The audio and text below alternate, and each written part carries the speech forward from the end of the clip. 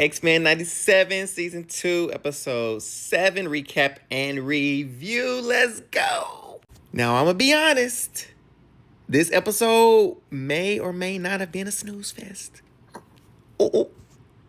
Don't judge me, though. It was cool. It was cool, but overall, I felt like it kind of took the wind out of my sails a little bit. So it gave us Ileana, or Magic as others know her as, saving some mutants, and then as the big jumbo master mode sentinel is burning down things and people, she just stands there and gets blown away and dies. And so I'm like, she teleports, for crying out loud. She literally held her sword and looked back at Colossus.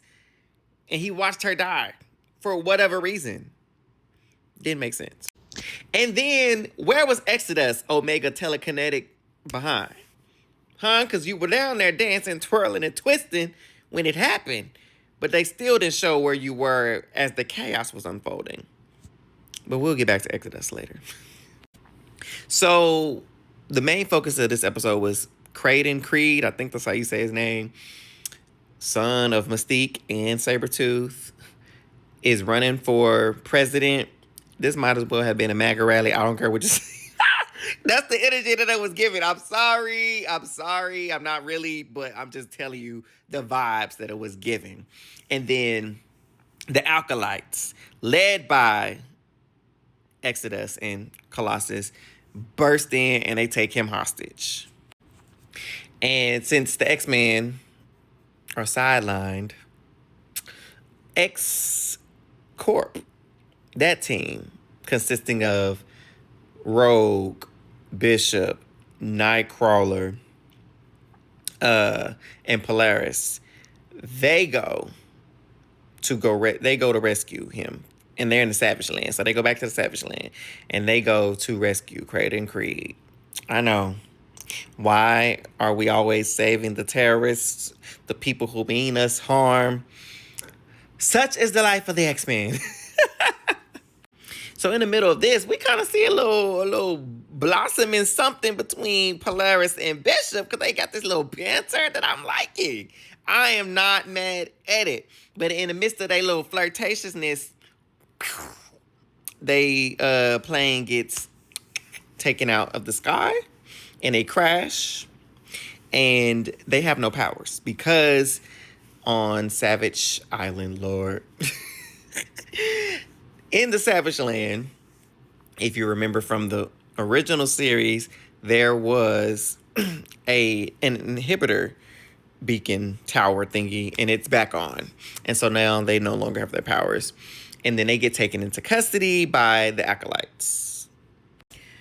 On their way there, Colossus is trying to share with them their mission. Because the Acolytes, they're all about Magneto and living through his former dream. I say former because they want the old Magneto back. That's the Magneto they are trying to honor. Like us against the humans. Point blank, period. We're going to build our own over here, and we're going to do what we want to do and thrive that way. And we'll do it by any means necessary. And so the X-Men were supposed to be there to just try to get an understanding, but they really was just there to save Creed. Exodus was ready to execute him immediately, but Nightcrawler was like, please, brethren, let us have a trial, and we'll see if he's freed, type deal.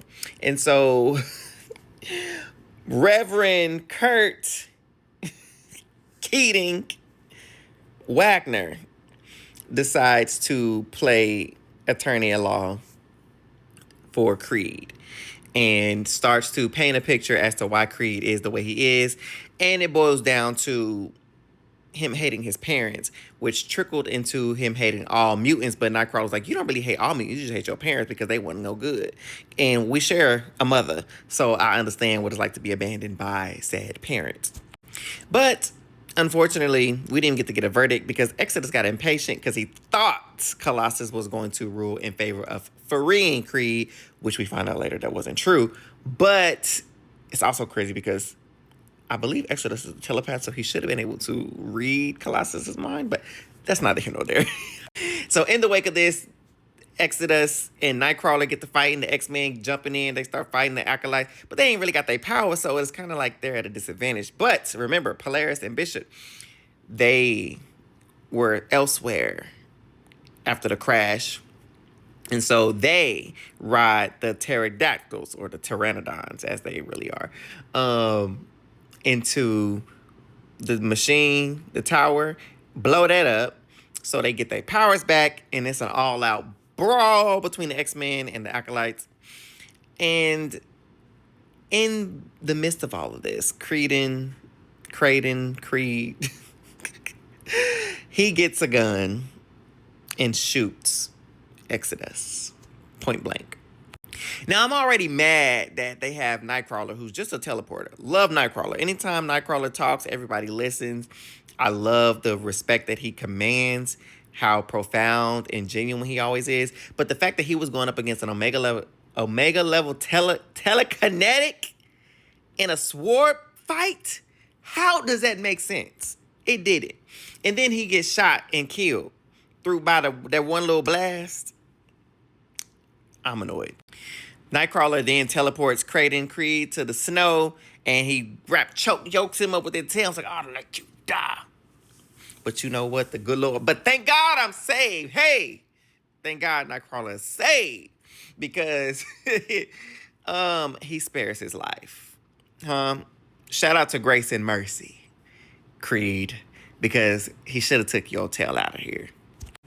At the end of the day, Colossus comes back with the X-Men, and he does reveal to Kirk that he actually was not going to rule in his favor on behalf of Creed. But we have Colossus on the X-Men now, so that will be interesting to see moving forward. So to rate this episode, I told y'all it wasn't my favorite. I'm going to rate this one a 6 out of 10. Nightcrawler was the redeeming aspect for me in this episode. I just really loved I love his character and what he represents for the team. But overall, the whole Magic just sitting there and letting herself get killed, and then Exodus being who he is, doing a sword fight with Nightcrawler, and then just getting one-shotted, wasn't a fan of that. So yeah, 6 out of 10 for me. If you made it this far, I appreciate it. Make sure you leave a like and a comment, and follow if you want more of me in talking about X-Men. All right, bye.